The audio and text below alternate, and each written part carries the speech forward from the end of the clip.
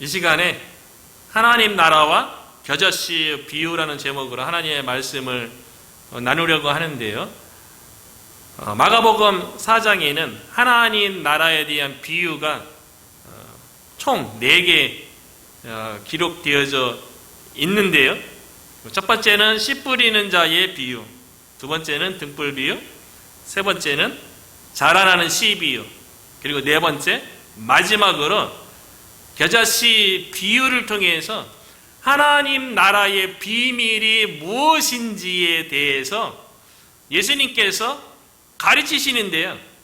하나님 나라의 비밀은요, 세상 모든 사람들에게 드러나져 있는 게 아니고 이 비유를 누구에게 하셨냐면 제자들에게 하셨다는 거예요. 그렇기 때문에 하나님의 나라의 비밀을 실제로 깨닫고 이해하는 사람들은 누구냐면 제자들이에요. 제자들. 오늘날도 마찬가지죠. 하나님의 나라에 대해서 귀에서 많은 이야기를 하는데 실제로 하나님의 나라를 누가 경험하는가? 누가 하나님의 나라의 그 풍성함을 경험하는가?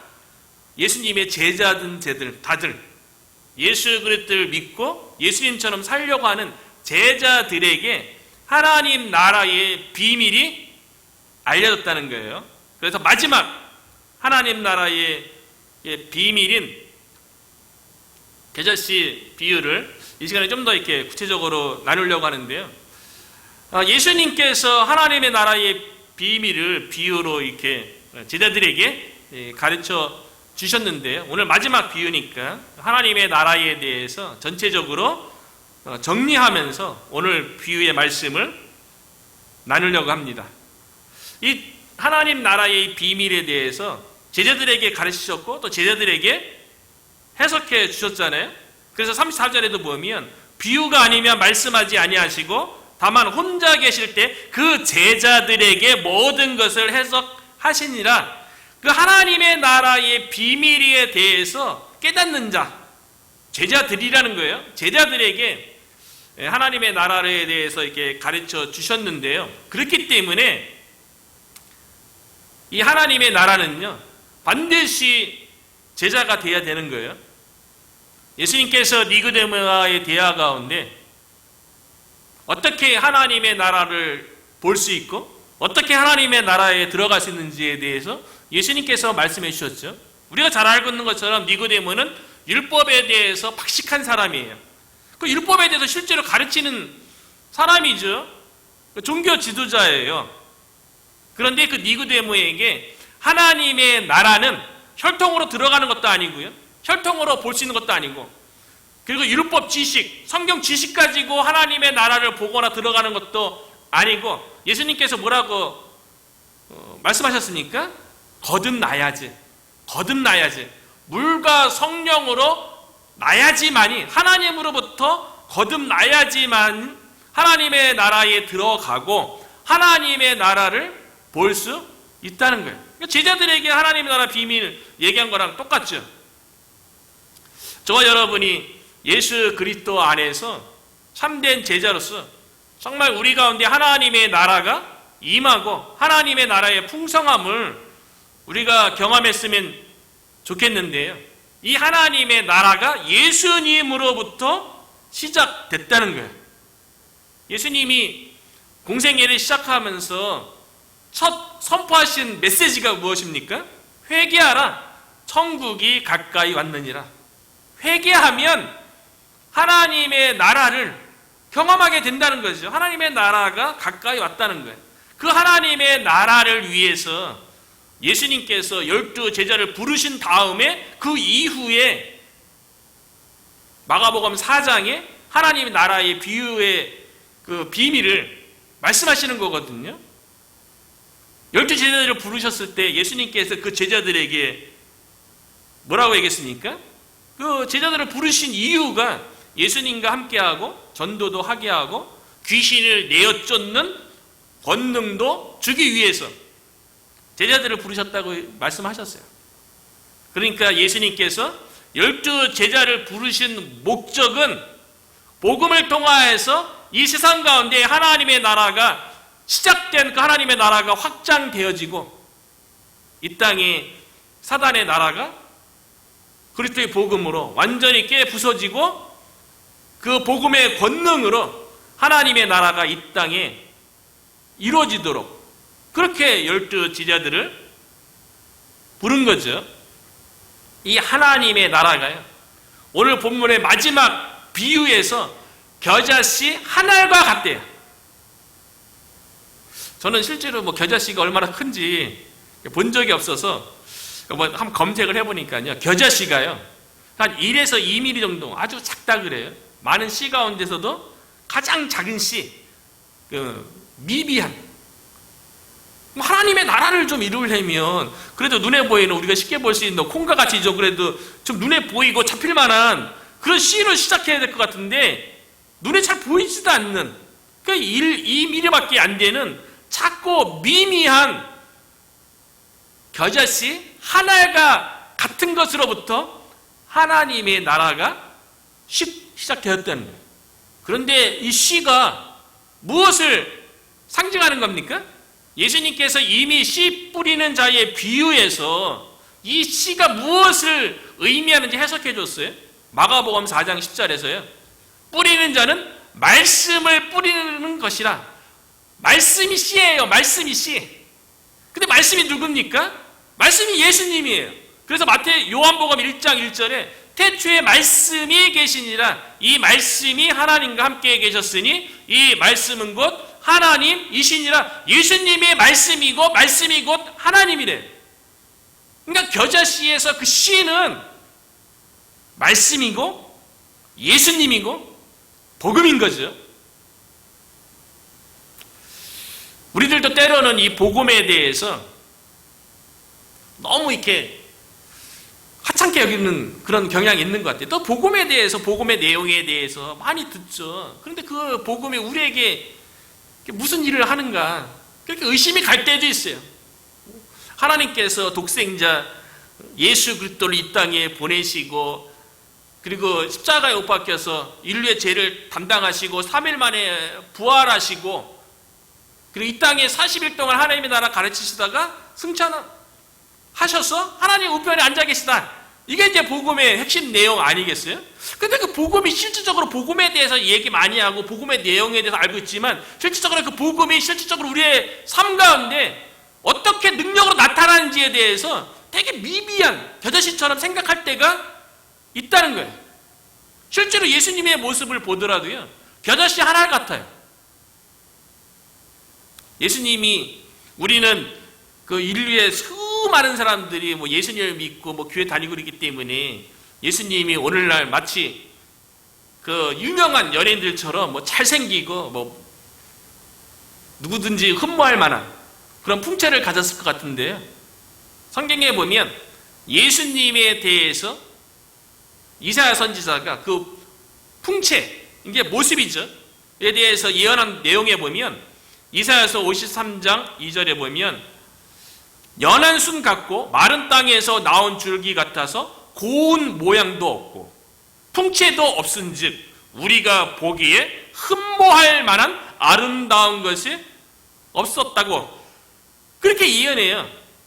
그러니까 예수님의 그냥 얼굴이랑 풍채를 보더라도 되게 미미해 보이는 거예요. 좀 하나님의 나라를 위해서 시작하려면 좀 풍채도 사울처럼 키도 크고 얼굴도 증사하고 이래야 되는데 그런 모습이 예수님에게는 없었던 거예요. 겨자씨 한 알처럼 아주 작고 미미한 것처럼 보였던 거예요. 그 예수님의 성장 배경은 또 어떻고요?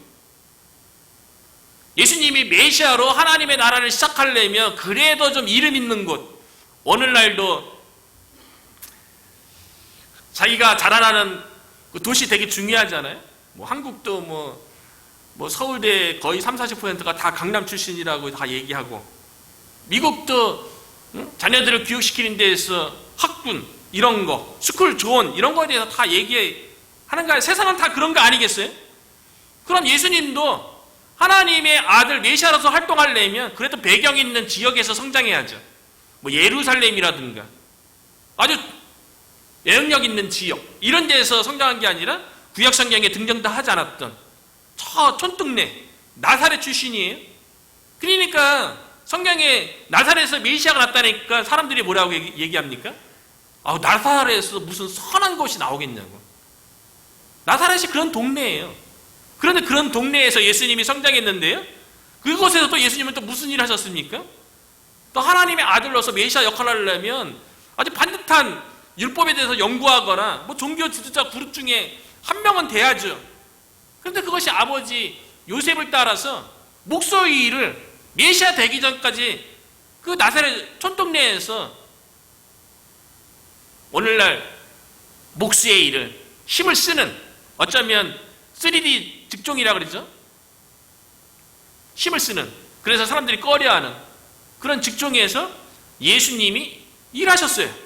그리고 예수님께서 메시아가 돼갖고 세례 요한에 세례받고서 메시아 활동을 하는데요, 그 나라가 어떤 나라입니까? 이스라엘이 로마 제국의 속가국이에요. 하나님의 나라가 로마라는 큰 도시, 아니면 다른 안디옥이라든가 고린도라든가, 그래도 로마 제국의 이름난 도시에서 시작된 게 아니에요. 로마 제국의 속국 이스라엘의 그 나사렛이란 그 동네, 풍채도 흠말 것도 없고, 예수님이 겨자씨 한 알과도 같았다는 거죠. 그런데 성경은 오늘 본문에서 뭐라고 얘기합니까? 하나님의 나라를 어떻게 비교하며 또 무슨 비유를 나타낼까? 31절에 보니까요, 겨자씨 한 알과 같으니, 예수님의 작고 미비한 그 모습, 그거와 상관없이 겨자씨 한 알이지만 이것이 땅에 심길 때에는 예수 그리스도께서 활동하기 시작하니까, 그 예수 그리스도의 복음이 증거될 때에는 어떤 일이 일어나는가? 땅 위에 모든 씨보다 작은 것처럼 보였지만 32절의 중요한 말씀이죠. 심겨지면, 복음이 전파되면, 복음을 받아들이면, 예수 그리스도를 복음이 아무것도 아닌 것처럼 느껴지는 그 복음을 마음으로 진심으로 받아들이면, 심긴 후에는요, 이 복음이 자란대요. 복음이 자라서 모든 풀보다 커지며 큰 가지를 내나니 공중의 새들이 그 그늘에 깃들일 만큼 되느니라. 겨자씨 한 알이 중요한 게 아니에요. 예수 그리스도의 복음이 그 자체가 중요한 게 아니에요.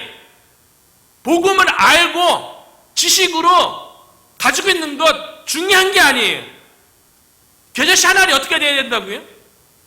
심겨져야 되는 거예요. 어디에 심겨져야 됩니까? 우리의 마음의 밭에 심겨져야 되는 거예요. 머리에 있는 게 아니고요, 우리의 마음의 밭에 심겨질 때에 그 복음이 자라는 거예요. 우리는 복음이 자라는 걸 경험합니까? 복음이 우리의 마음밭 가운데 뿌리를 내려야 돼요. 그게 믿음으로 받아들이는 거죠. 복음을 믿음으로 의지하는 거죠. 그게 우리의 마음밭에 심겨지는 거 아니겠어요? 그러니까 그 복음이 자라나는 거예요. 우리의 마음 가운데 하나님의 나라가 시작되는 거예요. 자라나는 것은 하나님의 영역인 거예요. 심는 것은 우리의 영역인 거예요. 하나님 나라의 비밀을 예수님께서 제자들에게 가르쳤는데요, 씨는 우리가 자라게 하는 게 아니에요. 사도 바울이 고린도 교회를 향해서 뭐라고 얘기했습니까? 나는 심었고 아볼로는 물을 주었을 때 하나님은 오직 자라게 하시느니라. 자라게 하는 것은 하나님의 영역이고요, 하나님의 나라의 비밀이 우리 안에 깨달아지고 다른 사람들에게 깨달아지게 하기 위해서는 그 볼품없는 작디작은 겨자씨 한 알이 땅에 심겨져야 되는 거예요. 씨 뿌리는 자의 비유에서는요, 작은 씨를 뿌리죠. 뿌리는 것은 농부의 역할이에요. 교회의 역할인 거죠. 등불 비유에서는요, 등불은 등경 위에 드는 역할이 필요한 거예요. 등경 스탠드 위에 놓는 그 역할이 있어야 되는 거예요. 그래야지 비치죠, 모든 것을요. 자라나는 씨도 마찬가지죠. 그 씨가 심겨질 때 그 차가 스스로 자라는 거예요.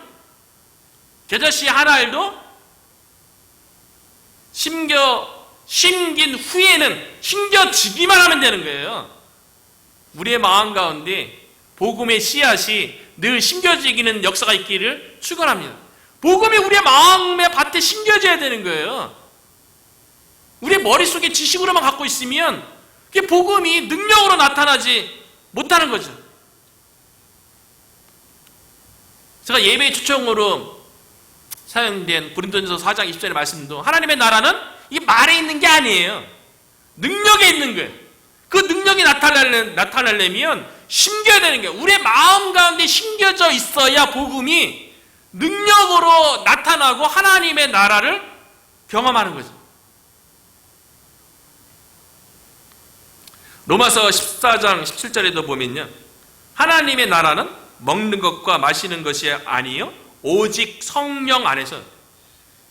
복음이 우리의 마음 가운데 심겨지는 것은요, 복음의 능력으로 심겨지는 거예요.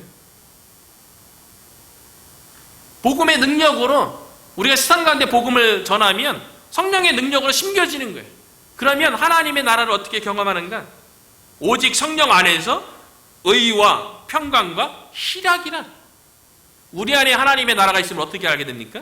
우리 안에 하나님 말씀 가운데 순종하고 하나님의 뜻에 따르고자 하는 그런 결단과 행위가 뒤따르는 거예요. 그걸 통해서 우리 안에 하나님의 나라가 있음을, 이루어지고 있음을 경험하는 거죠. 그리고 평강을 누려야, 세상이 줄 수 없는 평강을 누려야 그게 하나님의 나라를 누리는 거예요. 그리고 희락이 있어요. 하나님 나라의 왕이신 예수님께서 다스리니까요. 하나님의 나라는 장소나 영역의 개념이 아니라 통치, 다스림의 개념이에요. 그런데 복음을 통해서 우리의 마음 가운데 예수님이 다스리시니까 희락, 기쁨과 즐거움이 있는 거예요. 그 하나님의 나라를 어떻게 우리가 부인할 수 있습니까? 성령을 통해서 겨자씨 하나 같은 그 씨앗이 우리의 마음에 심겨져서 우리 안에 의를 먼저 추구하는 그 마음, 의로워지려고 하는 그 마음에 세상이 줄 수 없는 환경과 상황과 이것과 상관없이 마음의 평강이 있잖아요. 주님이 주시는. 그 주님이 주시는 뭔가 힘들고 어려움이 있다 할지라도 영혼의 기쁨과 즐거움이 있어요. 그게 다 하나님의 나라를 우리가 아는 거죠.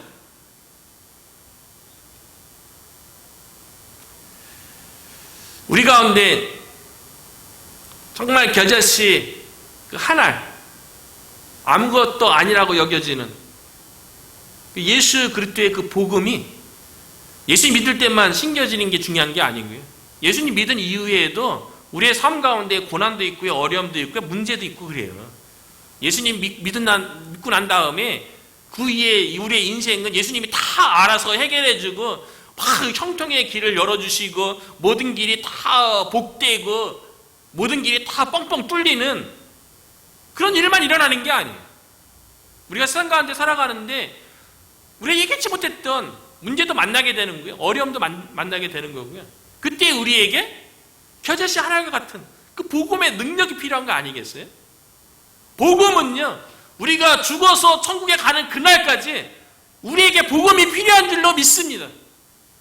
많이 생각하는 걸 복음을 믿고 예수님 믿는다고 이것만 생각해요. 그게 아니고 예수님 믿은 이후에도 우리가 믿음이 자라가고 우리가 영적으로 성숙해가고 하나님의 나라에 들어가는 그날까지 우리가 붙잡을 것은 오직 복음밖에 없는 거예요. 복음밖에 없는 거예요.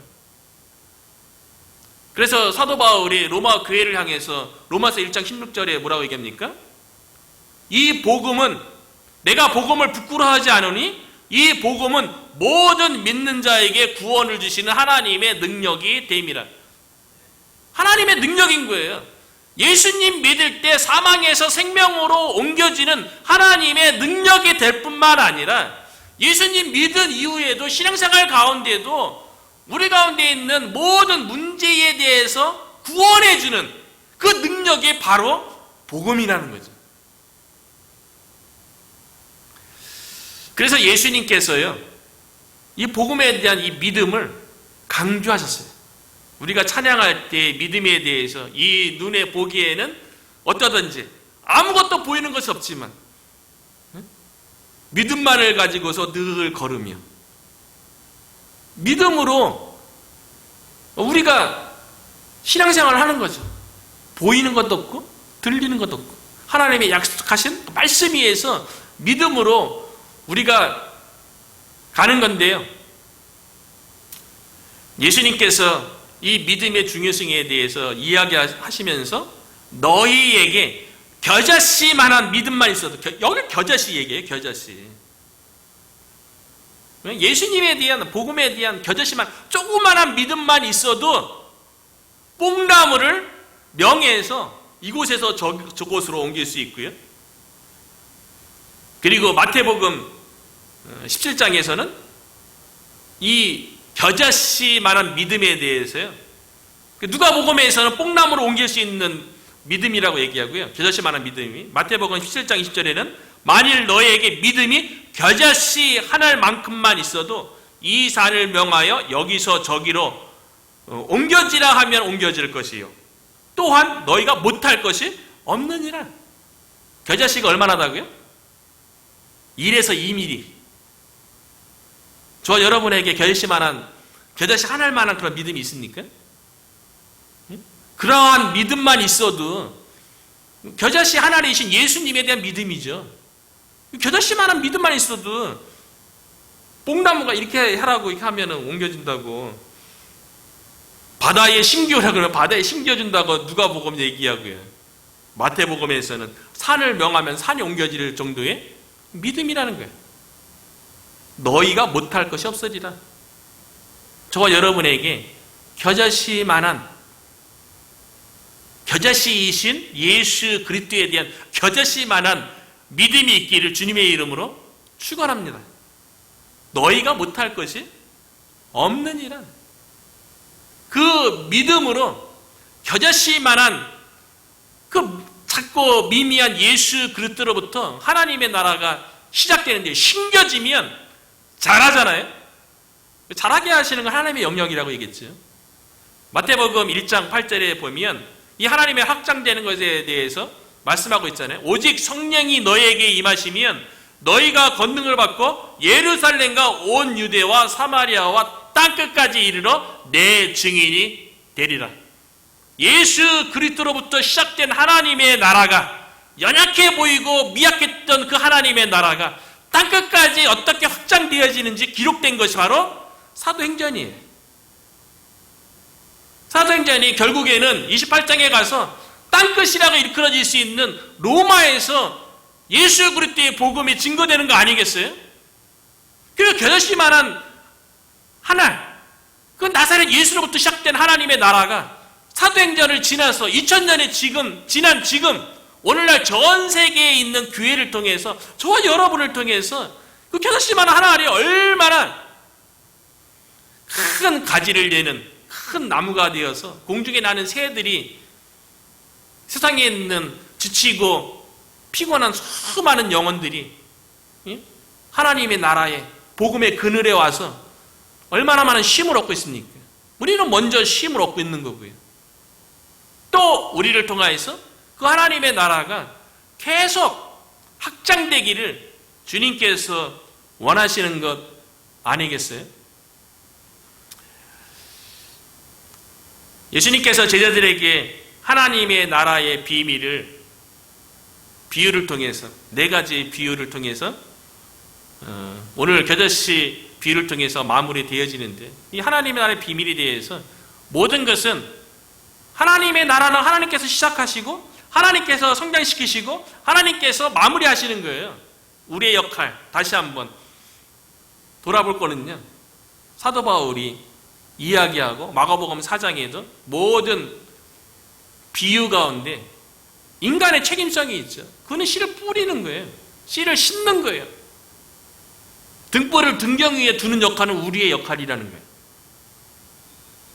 하나님 나라의 비밀이 이미 우리 가운데 깨달아진 것처럼 이 세상 가운데 주님의 계획하신 대로 하나님의 나라의 비밀이 이 세상 가운데도 하나님의 예비된 백성들에 의해서 깨달아지고 하나님의 나라가 확장되도록 사도 바울처럼 나는 심었고 저와 여러분이 우리 교회가 복음의 씨앗 예수 그리스도의 겨자씨 하나 그 씨를 심음으로 하나님의 나라가 확장되는데 저와 여러분이 쓰임받고 우리의 심령 가운데도 하나님의 나라가 충만하게 임하게 되기를 주님의 이름으로 축원합니다.